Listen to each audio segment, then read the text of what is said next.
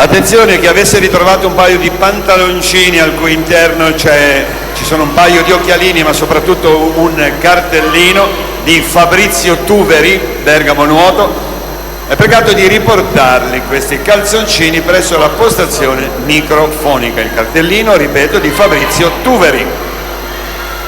E per la prima serie Jasmine Pistelli alla 1, Adelaide Toso alla 2, Elena Preti alla 3, Giulia Rebusco alla 4, Valentina Bapelli alla 5, Anishta Teluk alla 6, Carolina Cermelli alla 7, Giulia Quarà alla 8.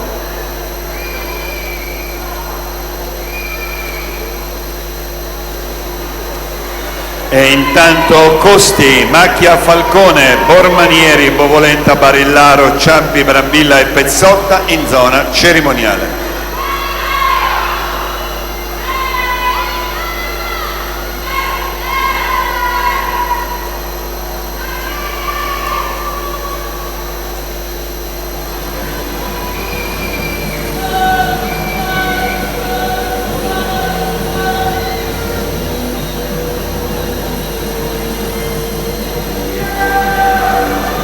Inizia la seconda parte di gara per Hélène Giovannelli, Amici Nuoto Riva.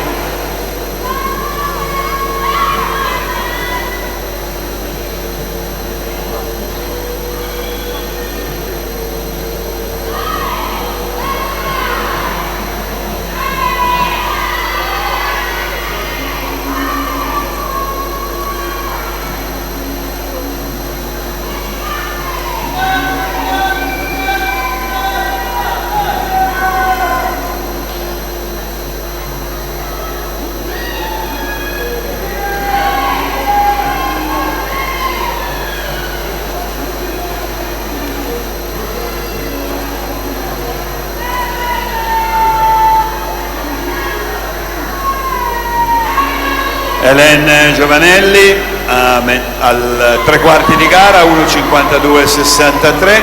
Costi, Macchia Falcone, Bormanieri, Bovolenta Barillaro, Ciampi, Brambilla Pezzotta in zona cerimoniale. 2:31,19 Hélène Giovannelli si aggiudica questa seconda serie.